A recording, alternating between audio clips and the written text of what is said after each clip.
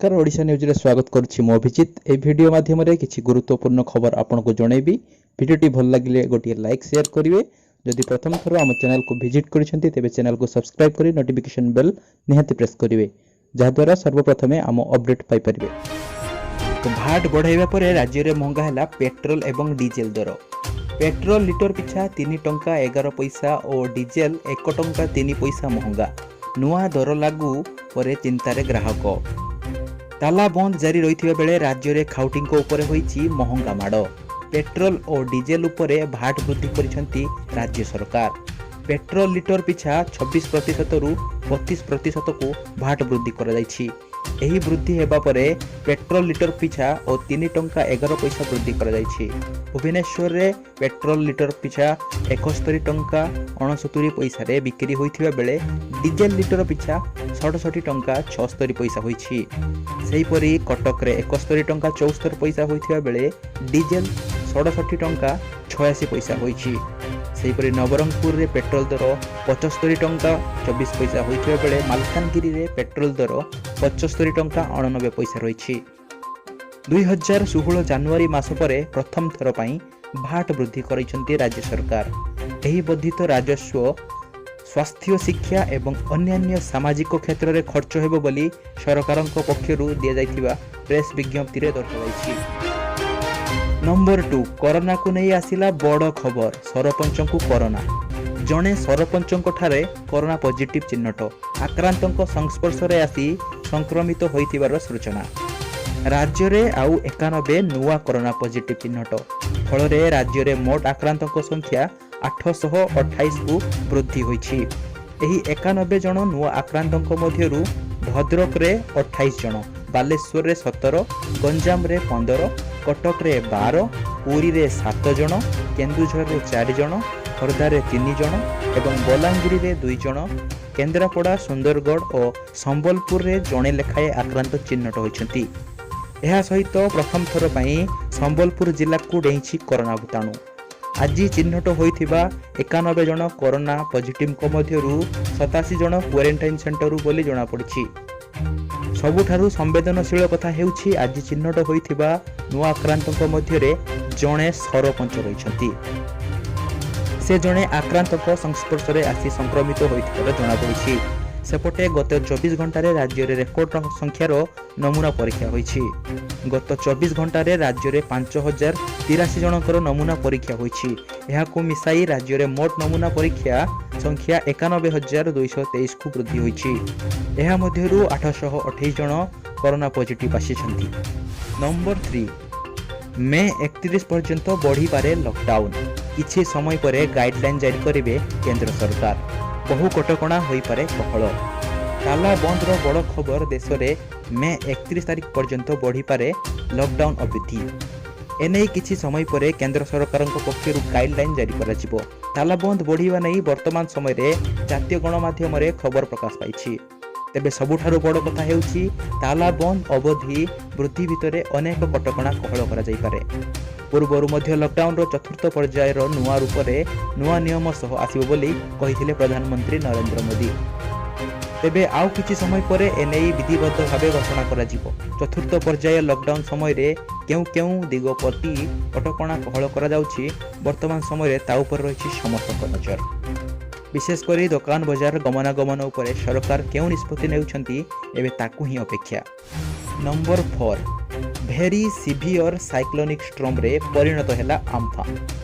आसंता 24 घंटा रे एहा एक्सट्रीम साइक्लोनिक स्ट्रॉम रे परिणत हेबो।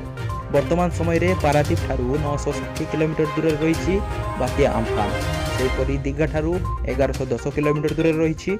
शेष 6 घंटा रे आम्फान 5 किलोमीटर बेगरे गति करुछि। आसंता 20 तारिख अपराह्नरु संध्या मध्यरे एहा पश्चिम बंग, सागरद्वीप और बांग्लादेश हातिया द्वीप मध्यरे स्थलभाग छुईब।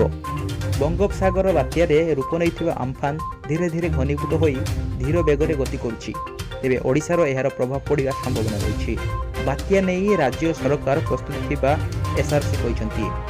उपकूल और उत्तर ओडिशा मध्यम धरणर प्रबल वर्षा हेबो बोली आकलन करा जायछि। 12टी जिला को अलर्ट करा जायछि। 4टी जिला जगतसिंहपुर, बालेश्वर, केन्द्रापड़ा, भद्रक अधिक विपद रहिछि। ଜିଲ୍ଲାପାଳଙ୍କୁ ସତର୍କ ରହିବାକୁ ନିର୍ଦ୍ଦେଶ ଦିଆଯାଇଛି। ସରକାର ତୀକ୍ଷ୍ଣ ନଜର ରଖିଥିବାର ଏସ୍ଆର୍ସି କହିଛନ୍ତି। ବାତ୍ୟାର ରୂପ ନେଇ ସାରିଥିବା ଆମ୍ଫାନ ପ୍ରଭାବରେ 18 ତାରିଖରୁ ଓଡ଼ିଶାରେ ଆରମ୍ଭ ହେବ ବର୍ଷା। 19 ତାରିଖରୁ ପବନର ବେଗ ବଢ଼ିବ। ଯେଉଁ ଜିଲ୍ଲାରେ ଦରକାର ପଡ଼ିବ ସେଠାରେ ଆସନ୍ତାକାଲିଠୁ ସ୍ଥାନାନ୍ତର କରାଯିବ।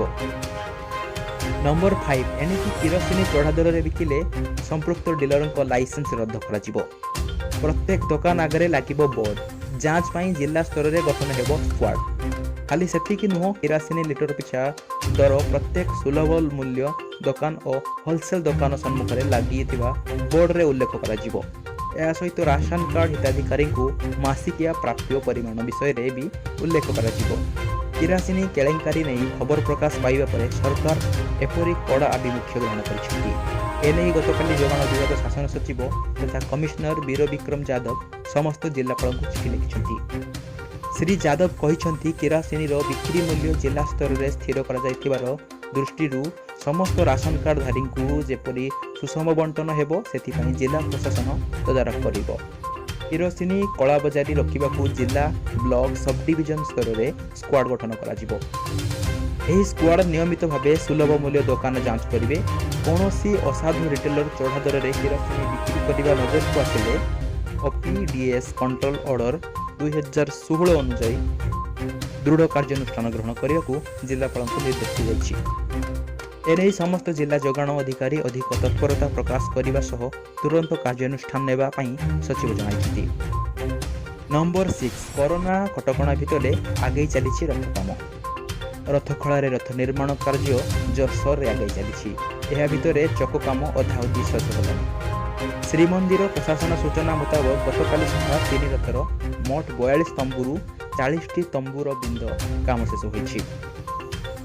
ତୁମ୍ବ ସହ ଅର ଓ ପଇ ସଂଯୋଗ କାର୍ଯ୍ୟ ଆଗେଇ ଚାଲିଛି। ସେପଟେ ରଥ ନିର୍ମାଣର ସମ୍ପୃକ୍ତ ସେବକଙ୍କ ନିୟମିତ ସ୍ୱାସ୍ଥ୍ୟ ପରୀକ୍ଷା ବି ଗତକାଲି କରାଯାଇଛି। ରଥ ନିର୍ମାଣ ପୂର୍ବରୁ ଆଜି ସମସ୍ତଙ୍କର ଥର୍ମାଲ ସ୍କାନିଂ କରାଯାଇଛି।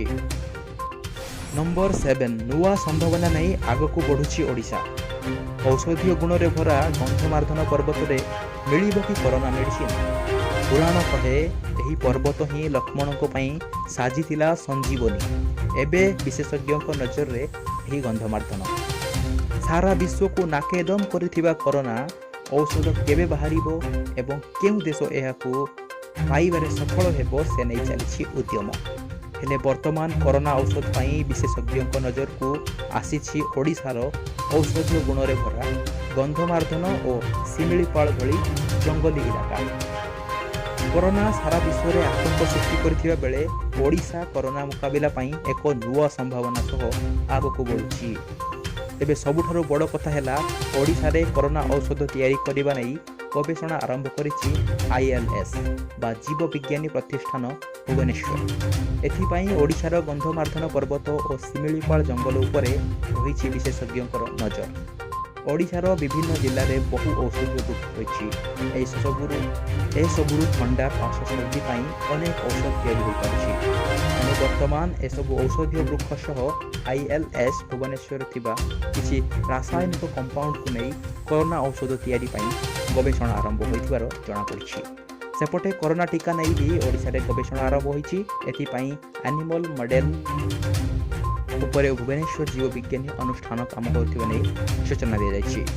ସବୁଠାରୁ ବଡ଼ କଥା ହେଉଛି, କରୋନାର ଗବେଷଣା ଭିତରେ ଜୁନ୍ ଶେଷ ସୁଦ୍ଧା ଭୂତାଣୁର ପୁରା ଗତିବିଧି ଓ ସଂକ୍ରମଣର ଧାରା ଜଣାପଡ଼ିବ ବୋଲି ଆଶା ରଖିଛନ୍ତି IAL ଭୁବନେଶ୍ୱରର ମୁଖ୍ୟ ଡକ୍ଟର ଅଜୟ ପରିଡ଼ା।